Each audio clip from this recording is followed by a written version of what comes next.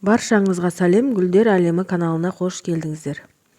Бүгінгі видеода далаға шығып кеттік. Күнделікті өзімнің жасап жүрген бір лайфхак дейсіздер ма, или пайдалы кеңес дейсіздер ма, өздеріңіз білесіздер. Осы әдіспен бөліскім келіп тұр сіздермен.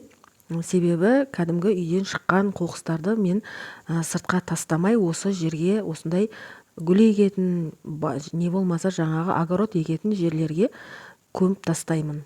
Қазір қалай жасалады, қандай пайдасы бар, не істеу керек, барлығын осы видеода көрсетемін. Каналға тіркеліп, лайк басып, комментарий жазып, қоңыраушаны қосып қойыңыздар.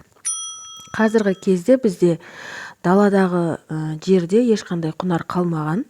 Біз оған көптеген тыңайтқыштар, не болмаса басқа да кәдімгі магазиннен сатып алынатын көңдер, не болмаса жаңағы ауылдағы огородта малдың астындағы көңді салмасақ, қазіргі кезде жер кәдімгідей сап-сары топырақ болып кеткен. Өздеріңіз де білесіздер, Шымкентте көбісі сондай көп жер. Енді ауыл аймақтарда бар шығар жаңағы құнарлы жерлер, себебі ояқта қанша дегенмен мал өседі ғой, мал қанша дегенмен сол малдың көңін тегін шашылып жатыр, қайыр болса сол жерде соны шашып олар құнарландыратын шығар. Ал енді бізде қалада ондай жоқ, себебі біз оны сатып аламыз, кейбіреулер сатып ала алмайды да. Мен осы жерге гүл егіп жүргеніме өзі біраз жыл болды. Енді гүл үшін ол қатты проблема емес, кейде дұрыс өспей қалады, себебі мынау сары топырақ тас болып қатып қалады. Ал кейде бір жақсы болып өсіп береді. Енді ол да бір Алланың қалауымен өседі ғой. Жердің құнары бірақ бізде өте нашар. Кәдімгі сап-сары топырақ. Былайша айтқанда, біз үй соққан кезде лайқыш құямыз ғой. Бұрындары солай соғылған ғой енді. Сол кәдімгі лайқыш құятын сары топырақ бізде қазір. Бірақ сондай құнарсыз болғандықтан біз бұл жерге еш нәрсе еге алмаймыз. Өзім егіп көргенмін, бәдірең, жаңағы укроп, петрушка, салатный листья бәрін егіп көргенмін. Бірақ енді шығады, шықпайды емес, шығады, бірақ кәдімгідей мынау базардағыдай әдемі сочный болып шықпайды. Бәрібір жердің құнары болмағаннан кейін ол жаңағы дұрыс жеміс бере алмайды. Сол себептен оны біз кәдімгі түрлі көң, түрлі сондай құнарлы заттар сатып алып, бұл жерде тыңайтуымыз керек. Ал енді оны ешқандай сатып алмай-ақ, дәл осындай үйдегі отход заттарменен тыңайтсаңыз да болады. Осы біраздан бері осындай нәрсе жасап жүрмін мен. Алла қаласа көктемде бұлар кәдімгі жаңағы қыстай қардың астында, судың астында жатқаннан кейін шіріп, жаңағы құрт жейді бұны, содан кейін бұл жер кішкене болса да құнары кіреді. Көп деген витамин береді. Мынау қазір өздеріңіз көріп тұрған картошка, помидор, асқабақ, барлық заттың қабығы мұсыры бола береді.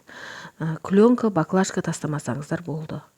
Темір затта негізі өзінің керекті несін бөледі, бірақ ол темір жақын арада шірімейді. Ал енді жаңағы кленка мүлдем шірімейді. Кленканы мүлде тастамаңыздар.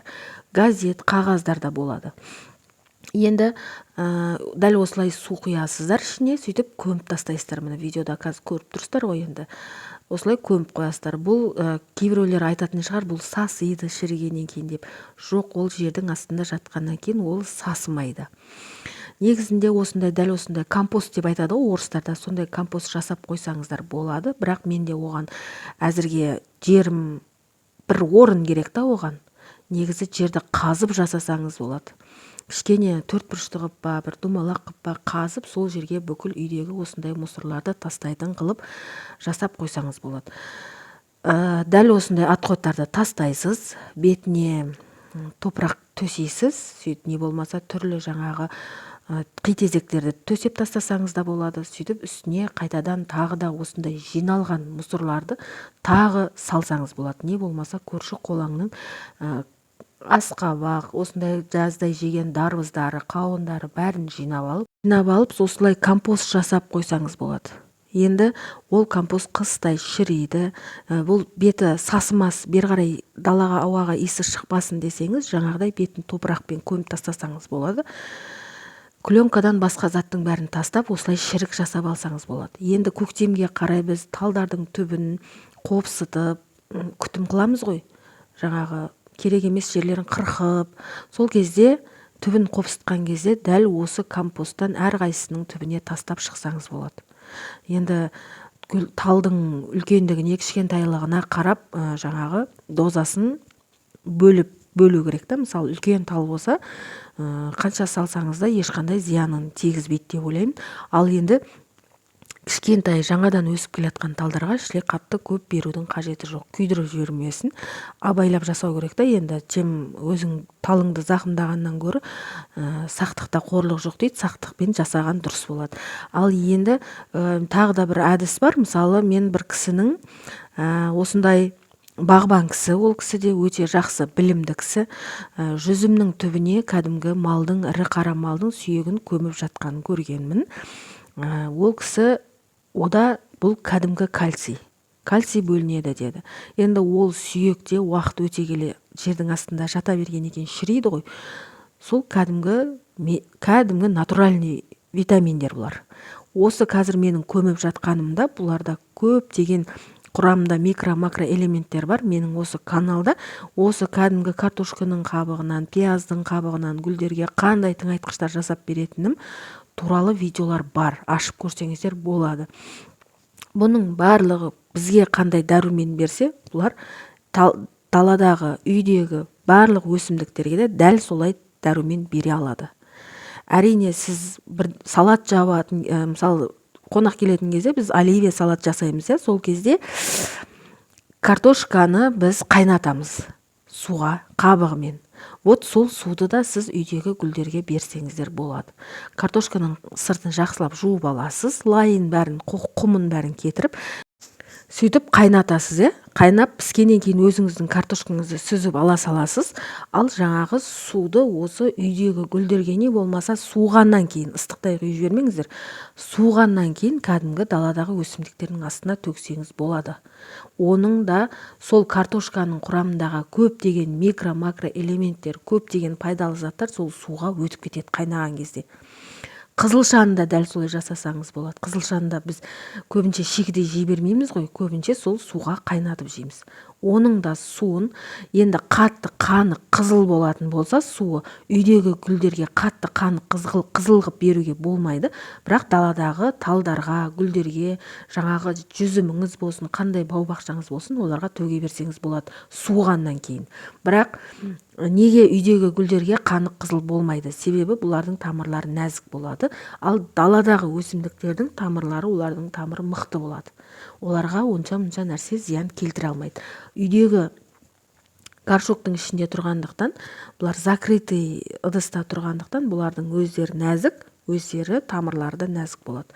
Артық нәрсе беріп, оның тамырын зақымдап алмаңыздар, және жаңағы көп, мысалы, сіздің тыңайтқышыңыздың дозасы көбейіп кетсе, ол кезде сізде топырақтың да құнары бұзылады.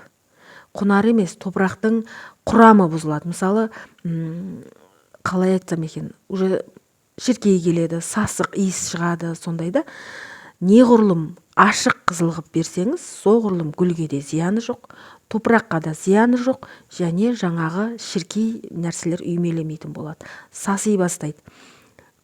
Қаны қызылғып, қойуғып беретін болсаңыз, топырақ сасиды.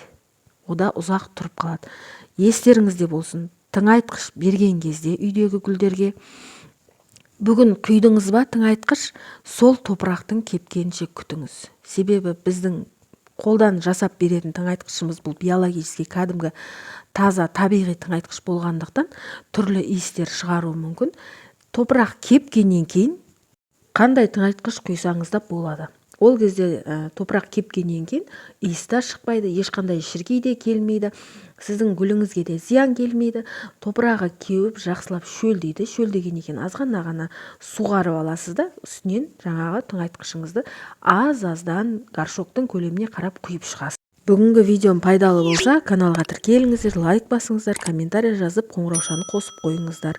Дәл осылай жасап көріңіздер.